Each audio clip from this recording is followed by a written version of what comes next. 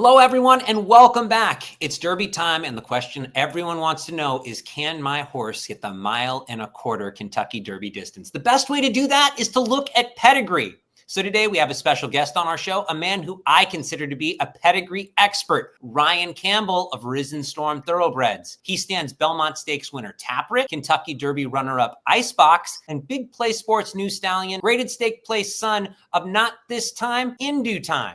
Ryan, welcome to the show, man. Hey, nice to be here. Last time we spoke about a few horses that really run to their pedigrees. This week, we're going to be talking about a few horses, some of which don't really follow the rules. We're going to talk about 3 horses in particular: Citizen Bull, Caldera, and Coal Battle. Ryan, talk to me about 2-year-old champion Citizen Bull.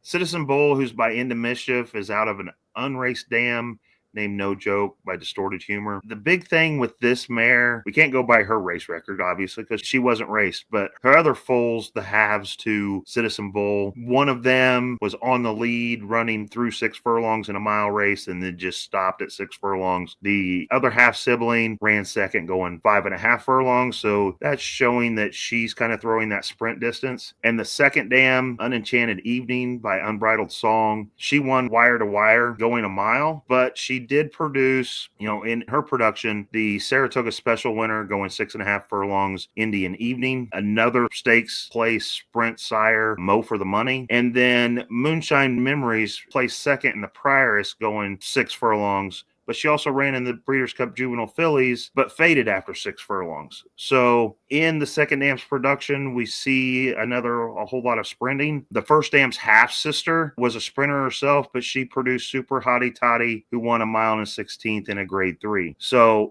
from what we see in the first 2 dams, we're kind of seeing him outperform his pedigree. But the second dam, one thing that maybe his route ability is coming from is the second dam is the half-sister to Favorite Trick, who was third in the Arkansas going 1.08 miles. He got beat by a neck, and then he won the Breeders' Cup Juvenile going 1.16 miles, and he also won the Jim Dandy going 1.08 miles. So he doesn't really follow the rules of first, second dam is throwing that route distance in it, but I think maybe the route is coming up through the third dam, like she did with Favorite Trick. Based on what you're seeing, though, Ryan, are you a little skeptical about him being a 1.25 horse for the Kentucky Derby? I would be skeptical, but he's already outperformed the pedigree going the 1.16 distance if you look at the first and second dam. So I think this is a true case of a horse who is defying the odds and outperforming his female family. When you see that, though, Ryan, because people see this horse, sort of running already farther than his pedigree suggests, do you technically see those horses hit walls, or you just don't know and you toss it up and say, they're doing it, might as well keep thinking they'll do it? You just don't know. If they've already outperformed their pedigree and they're doing it handily, then you don't know where the wall's going to be. The wall could be 1.1 miles. It could be 1.5 miles. He's outperforming his female family, so you just have to, when you're making the bet on him or you're trying to make a pick, it's going to be based on he's already outperformed the distance limitations of his family.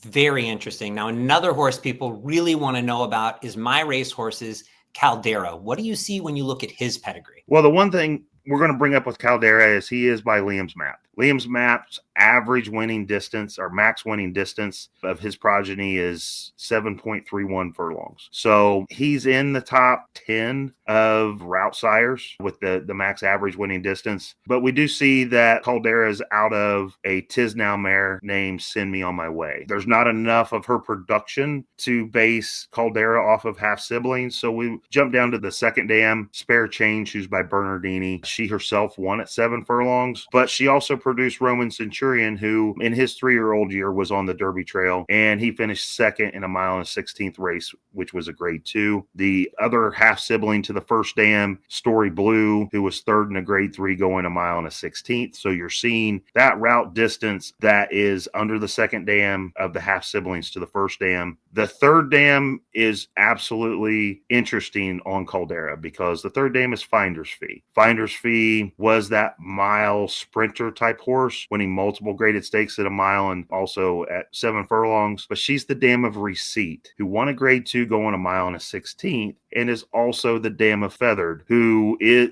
she won a grade 1 going a mile and a quarter, but she's also the dam of Flightline. And we all know distance was not Flightline's Achilles heel. So Caldera, I think Caldera could go mile and an eighth, mile and a quarter, maybe further.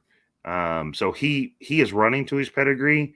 I think as he runs, we're starting to see that he's figuring out what he has to do to be a racehorse. And hopefully in his next race, that light comes on and he gets enough points to qualify for the Derby. That's fascinating. Let's talk about Coal Battle. What do you see when you look at his pedigree? Coal Battle completely breaks all the rules. He's already won at, the mile and a 16th distance. His sire, Coal Front, he himself is by Stay Thirsty. Stay Thirsty's average max winning distance is 6.92 furlongs. His best runner, Mind Control, was that sprinter miler as well. So we're not seeing a whole lot of distance injection coming in from Stay Thirsty. Coal Battle's first dam, Wolf Blade, is by Midshipman. She herself is stakes placed at 6.5 furlongs, but won 5 times at 4.5 furlongs. So you're seeing very much so the first dam as a sprint horse. Second dam by Leighton Heat, she was stakes placed at 7 furlongs. So once again, another generation of sprinting. She produced a stakes place horse at 7 furlongs. And then the other half sibling to the first dam won twice at 4.5. So in both first and second generation, you're seeing ultra sprinters, that 4.5 furlong and above. We finally get to the third dam, which is maybe where some of his route distance is coming from. Running Creek by Cape Town. She's the dam of Smile Brian, who won at a mile and a 16th. Eye on the Finish, who won at a mile and a 16th.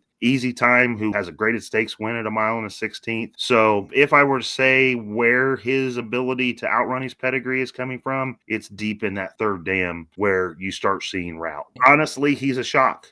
If you were just to look at him before he ran, you would never dream by pedigree he'd be doing what he's doing right now.